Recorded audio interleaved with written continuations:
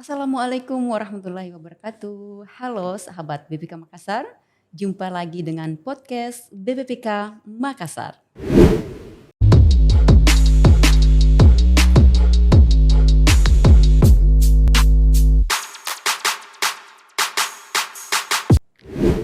Alhamdulillah kali ini tim unit pengendalian gratifikasi BPK Makassar menyelenggarakan lagi podcast dengan judul Ngobras, Ngobrol Integritas bersama Master Andi Ruban SST MKes. Kali ini tema yang akan kita usung adalah gratifikasi sebagai stunting integritas. Saya sapa dulu narasumber kita kali ini. Assalamualaikum Master Ruban. Waalaikumsalam warahmatullahi wabarakatuh, Master Santi. Gimana kabarnya nih Master? Alhamdulillah, sehat. Oke, baik, terima kasih Master sudah bersedia hadir bersama kami, bertemu dengan pecinta podcast BPK Makassar. Kali ini kita akan membahas tentang gratifikasi sebagai stunting integritas nih. Oke, kalau boleh tahu nih, tema yang kita usung ini tertarik dengan bahwa integritas itu, kemudian gratifikasi itu adalah petunjuk bahwa sebuah stunting integritas itu seperti apa, Master? Ya, begini Master Santi. Ini kan marak istilah stunting. Iya, betul sekali. Jadi ketika integritas itu gagal tumbuh, nah itu termasuk ada stunting integritas. Dan kita tahu akar korupsi itu adalah gratifikasi. Ya, maka bisa kita katakan gratifikasi adalah stunting integritas. Wow. Seperti itu. Ya, ini kan kebetulan kita ini di Kementerian Kesehatan ya, jadi istilah kesehatan itu mungkin bisa lebih membumi dengan pecinta podcast BPK Makassar. Nah, di sebagian masyarakat mungkin kalau misalnya kita ada pengalaman pada saat melakukan penyuluhan anti korupsi, kadang mereka itu merasa bahwa itu hal biasa memberikan oleh-oleh, itu hal biasa memberikan cenderamata, tanpa mereka sadari bahwa itu adalah gratifikasi. Nah, mungkin Master Ruban bisa di sesi ini bisa menyampaikan informasi mengenai pengertian gratifikasi itu seperti apa dan ruang lingkupnya agar pecinta podcast BPK Makassar bisa memahami nih. Oh, ternyata gratifikasi loh selama ini. Silakan Master. Iya. Sebenarnya memang gratifikasi itu intinya pemberian. Itu luas. Ya, ada yang negatif, ya, ada yang positif.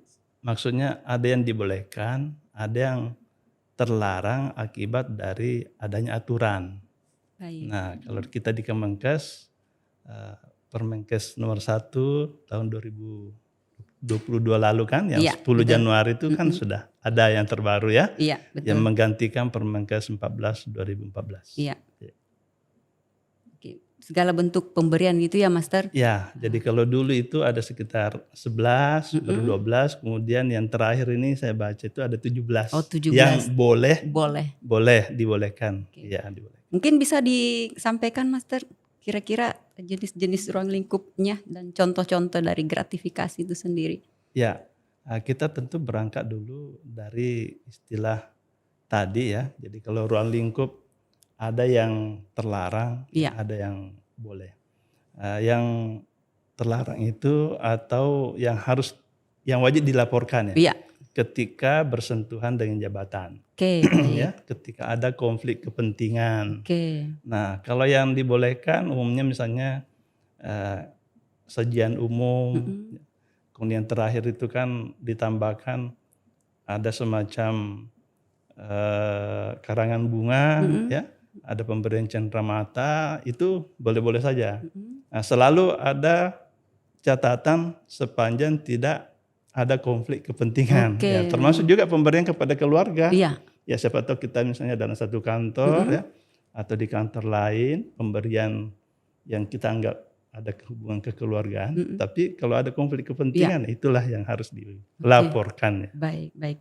Jadi sebenarnya gratifikasi ini tipis sekali perbedaannya ya, yang boleh dengan tidak boleh tergantung bagaimana ketika kita sebagai pelayan publik pada masa itu, kemudian ada konflik kepentingan. Contoh misalnya ini, kita kan di BPK Makassar ini ada banyak pelatihan nih Master Ruban ya. Kita ada tugas nih keluar daerah, misalnya menjadi quality control, jadi fasilitator nih. Terus sampai di sana mau pulang nih dikasih oleh-oleh Master. Nah, Wah, gimana tuh Master? Rezeki ya. Katanya orang rezeki nomplok. Kalau dari segi Ya. aturan nih, itu masuk gratifikasi yang negatif atau positif nih Master? Ya, jadi ada rumus sederhana. Mm-mm. Amati. Amati. Ya, jadi A-nya itu aturan. Ya, ada enggak aturannya? Oke. Kemudian M-nya itu maksudnya apa pemberian tersebut? Maksudnya. Iya. Iya. Kemudian A-nya agendanya, artinya dalam rangka apa kita diberikan, kan? Kemudian apakah pemberian tersebut itu terbuka? Jadi T-nya. Kemudian I-nya identitas, siapa yang memberikan. Nah, ketika yang memberikan itu ada hubungan dengan jabatan, ya, karena kita kan harus bedakan dulu ya, Master ya. Betul. Ada gratifikasi, ada pemerasan, ada penyuapan, kan? Betul. Jadi kalau gratifikasi itu sifatnya pasif, ya, kita tidak meminta, betul. Ya. Tapi kalau suap menyuap itu ada interaksi, ada transaksi gitu kan. Betul sekali. Sedangkan kalau yang namanya pemerasan, itu aktif meminta. Kita yang meminta kan? Iya itu. Oke, baik. Itu, Master. Ya baik, sahabat podcast BIPK Makassar, kita sudah membahas tentang bagaimana apa sih pengertiannya, kemudian contoh-contoh dan ruang lingkup dari gratifikasi itu sendiri. Nah, hal yang menarik tadi bahwa ketika kita melakukan sesuatu sesuai dengan pelayanan jabatannya kita, kemudian kita dihadapkan dengan kenyataan bahwa harus menerima, tidak bisa menolak tuh. Padahal kita tahu ini sebenarnya masuk positif nih, Master. Kira-kira gimana nih, Master? Sama kami di Poltekkes Kemenkes Makassar. Iya. Sementara kan penerimaan mahasiswa baru. Iya, betul sekali. Sekarang lagi rame ya, Master. Jadi kami promosi kan, promosi ke daerah-daerah.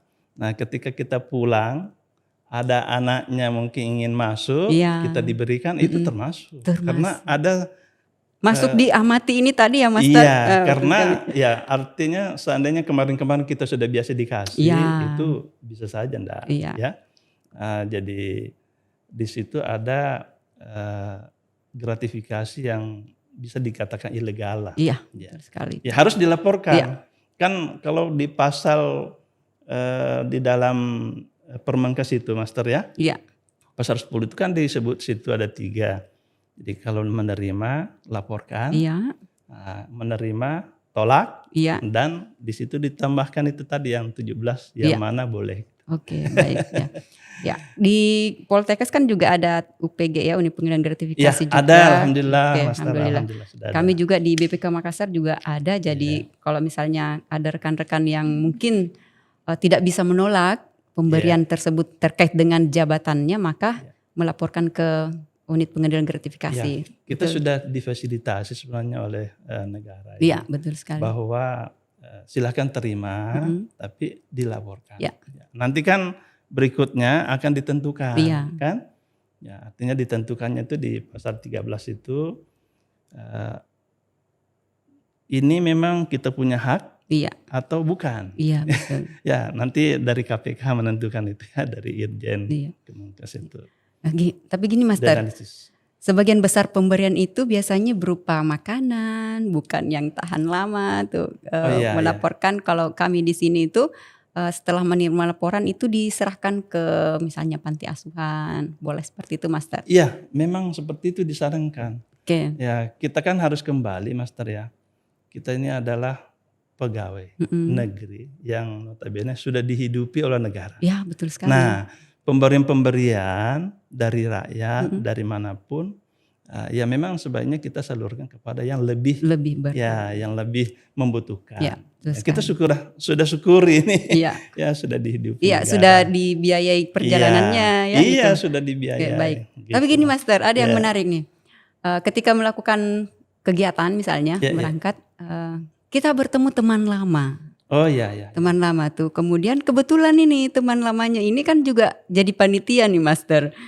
Kangen-kangenan ya. Iya, kangen-kangenan. Terus pas mau pulang dikasih cenderamata karena sudah lama enggak ketemu. Terus diajak makan gitu. Nah, yang seperti itu gimana, Master? Pasti penasaran semua nih teman-teman podcast BPK Makassar nih. Silakan, Master. Ya, jadi pemahaman kami itu tetap laporkan. Itu sebenarnya intinya. ada dari wilayah mana punya souvenir daerah, Iya. ya kita diberikan, itu dilaporkan Iya. saja bahwa kami menerima seperti ini.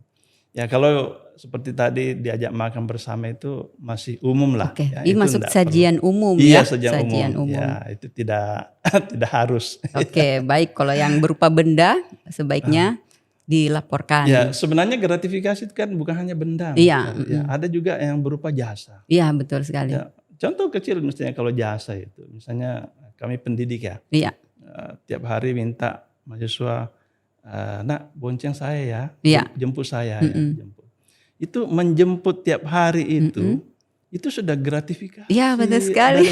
Karena apa konfliknya nanti ketika anak ini malas masuk kuliah, Iya, betul. nilainya rendah. Nah, kita ingin memberikan nilai berapa? Padahal nah boleh begitu, tapi kita harus bayar ini anak tiap hari transport. Iya. Itu jasa loh. Iya, betul.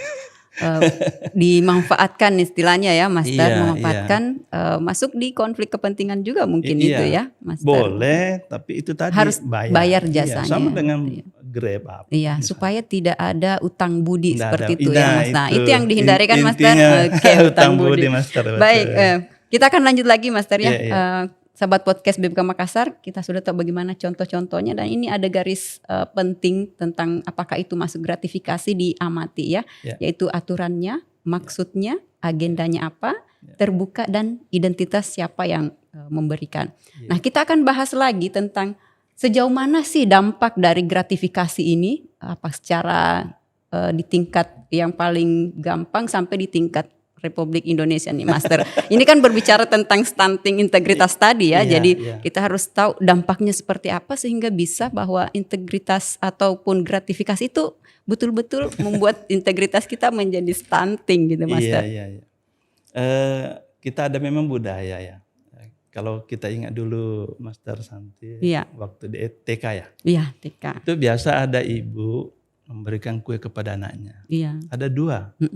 Ini satu untuk ibu guru, satu untuk kamu nak. Iya, kalau terima apalagi nih terima rapor. Ya, ini masih prosesan ketika misalnya istirahat kan? Iya, betul. Nah, di mana dampaknya? Seorang ibu guru ya dia juga punya hati, ya, dia punya perasaan. Dan secara tidak sengaja bisa dia nanti akan membedakan perlakuan yang berbeda, betul. Kalau anak yang tidak memberi apa-apa ya sudah jatuh itu biar. Tapi kalau yang rajin memberi apa-apa bisa nak. Hati-hati nak. Iya, betul sekali. Itu artinya kita sudah dibelajarkan di TK itu. Nah, kalau TK kan memang swasta ya, maksudnya. Betul. Tapi kalau kita di SD yang sudah dibiayai negara, guru-gurunya itu kan. Nah, jadi itu bisa menabrak keadilan. Iya. Itu satu.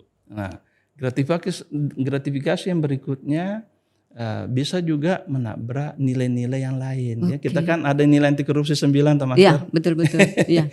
Ya. Nah, contoh misalnya kaitan dengan mandiri, mandiri.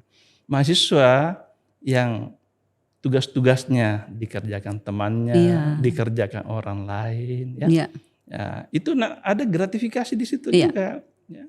Karena mungkin dia selalu katakanlah menolong apa dan sebagainya kan. Nah, ketika melakukan pekerjaan itu tadi ada tugas, dia akhirnya tidak mampu mengerjakannya sendiri. Nah, artinya nilai mandiri itu ditabrak.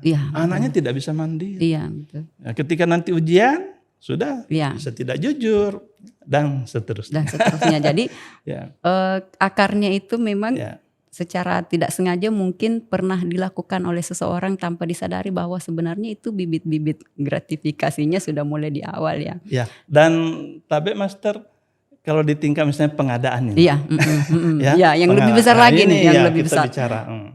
Ya, misalnya ada sudah pengadaan sudah jelas ya. Sudah jelas harus berkualitas. Nah, itu dampaknya kalau ada unsur gratifikasi di situ, balas jasa di situ. Saya menunjuk seseorang yang saya kenal baik, ya, sudah pernah saya berhutang budi sama dia. Saya minta dia nanti mengadakan sesuatu di kantor saya misalnya. Nah, kualitas bisa jadinya jelek. Oke. Itu dampaknya. Dan pelayanan publik tidak akan berjalan dengan baik. Betul sekali. Itu Iya. Master dampaknya. Iya, baik. Jadi dampaknya ini dari semua sektor ketika terjadi gratifikasi itu bisa saja melebar, meluas, bahkan sampai ke skala nasional itu Ya, sangat dan bisa rakyat menderita. Iya, betul sekali. Ketidakadilan yang mungkin ada Iya, itu sangat betul. kelihatan ya Master, seperti yang tadi Master contohkan di sekolah dan Iya, sebagainya. iya.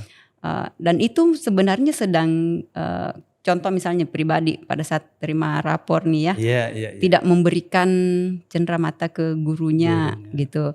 Tapi seperti yang Master tadi katakan, perlakuan tidak adil gitu. Iya. Jadi mungkin karena kita jarang memberikan sesuatu kepada gurunya nih, jadi perlakuannya berbeda nih. Jadi dengan sendirinya anak merasa tidak nyaman di sekolah, kok saya dibedakan dengan yang lain ya, seperti itu. Itu sering dikeluhkan sebenarnya. Dan itu Master baru bulan ini sudah terbit peraturan dari Dikbud. Kaitan dengan dia sudah ranahnya itu juga sudah terlarang, kemudian kaitan dengan wisuda. Yang itu sudah dilarang. Alhamdulillah ya. Sudah ada edarannya. Bulan ini, saya lupa tanggalnya, tapi yang jelas bulan ini. Berarti Kemendikbud sudah selangkah lebih maju lagi untuk seluruh Indonesia ini ya. Diberlakukan, jangan lagi ada pemberian.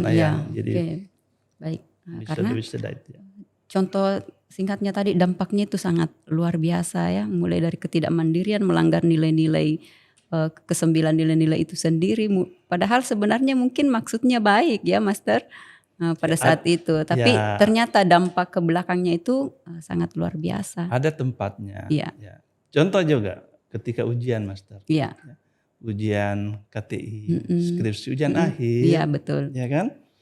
Pemberian kepada dosen penguji, harusnya kan berpikir kenapa cuma ke dosen penguji. Cleaning service ada, satpam ada, tenaga pendidik ada, seluruhnya kan berkontribusi atas selesainya sesuatu. Iya betul. Ya, kalau bisa kasih aja semua. Mungkin sekalian jamuan ya, jamuan untuk kasih aja semua ya. Kalau kongsi nih satu angkatan kita bikin jamuan nih untuk semuanya, kan lebih negatif list kan maksudnya di situ kan jamuan umum ya Master. Iya, tapi sebenarnya baiknya itu karena memang kita sudah punya tanggung jawab sebagai pelayan publik, biar tidak ada. Ya betul sekali. Nanti di wisuda lah baru kita rame-rame. Iya betul sekali. Nah tadi kita sudah membahas beberapa terkait gratifikasi, mulai dari pengertian, ruang lingkup, serta contoh dan dampak-dampaknya Master. Nah kira-kira nih untuk mencegah gratifikasi itu tidak terjadi, mulai dari mungkin sejak dini sampai kita, apalagi kita ini sebagai pelayan publik, kiat-kiat apa yang harus kita lakukan untuk supaya mencegah tidak terjadinya gratifikasi ini? Saya masih harus berangkat dari pemahaman dulu. Pemahaman. Karena masih banyak kita ini yang belum memahami yang mana sebenarnya itu gratifikasi. Ya. Contoh kalau kita mengajar, anak-anak belikan kita air minum, itu kan keluar lagi uangnya anak-anak itu. Iya betul. Padahal kantor sudah siapkan air minum, ya cukup kita ini membawa tumbler kan. Iya betul. Jadi kita harus memahami dulu, yang manakah termasuk gratifikasi. Karena kita juga tahu di media sosial, beberapa koruptor itu ketika ditanya, Bapak Ibu kenapa korupsi? Loh, saya enggak korupsi, saya cuma gratifikasi. Padahal dari 7 kelompok korupsi itu ya termasuk gratifikasi. Kita mulai kerugian keuangan negara kan, suap menyuap, pemerasan kan, perbuatan curang, konflik kepentingan. Ya, benturan kepentingan dalam pengadaan, penggelapan dalam jabatan kan, ya terus gratifikasi ya. Termasuk Master. Kemudian selain peningkatan pemahaman apalagi Master? Ya, setelah itu kita harus membangun setiap lini itu ya memang harus ada UPG-nya. Ya. Di sinilah unit pengendalian gratifikasi untuk setelah pemahaman ya memberikan cara mekanisme bagaimana melaporkan ketika kita menerima. Ya, kita kan punya goal.kpk itu. Go itu kan.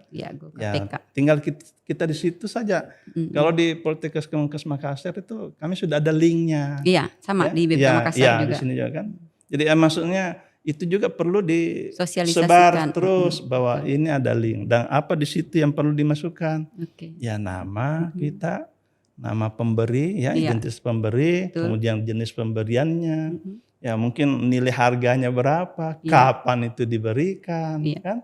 Ya seperti itu, Master. Oke, baik. Terima kasih, Master. Jadi menurut Master Ruban ini untuk mencegah gratifikasi terjadi, yang pertama itu kita harus ada pemahaman dulu. Kemudian yang kedua tentunya sistem yang dibangun ya. Iya, perlu ada. Kemudian perlu ada, kalau mungkin di Kementerian Kesehatan itu ada masing-masing UPG-nya. Baik, Master, terima kasih. Sedikit kesimpulan dulu dong terkait gratifikasi sebagai stunting integritas. Boleh disimpulkan dulu, Master? Ya, jadi simpulan saya, Master Santi, bahwa gratifikasi itu sebagai stunting integritas itu adalah sesuatu memang akar dari segala korupsi yang bisa ujung-ujungnya kelak orang bisa kena ya. Jadi saya baca ada sedikit nih, Master ya. Iya. Tidak apa-apa ya. Ya, silakan. Ya, saya bisa.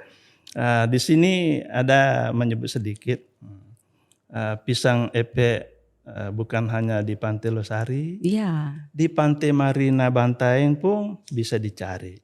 Amat urgen memahami gratifikasi. Cakep. Sebab hal itu akar segala korupsi. Wow, cakep. Betapa indah hidup tanpa gratifikasi.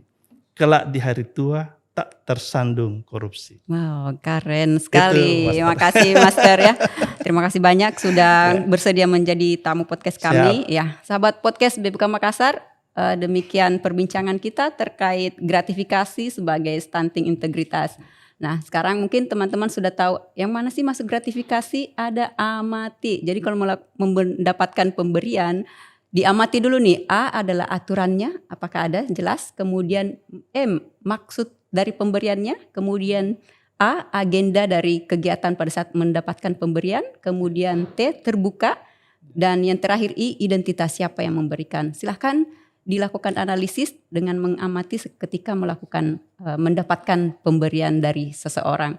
Kemudian cara penanganannya atau cara pencegahan supaya tidak terjadi gratifikasi, kita harus paham dulu apa sih itu gratifikasi, kemudian tentu sistem yang akan dibangun untuk mencegah gratifikasi. Terima kasih Master Ruban, sampai jumpa di akhir waktu. Terakhir Master Ruban akan menyerahkan untuk BPK Makassar sebuah buku nih. Terima kasih Master Ruban. Betul, ini ada karangan sendiri nih, Master. Oh, Masya Allah.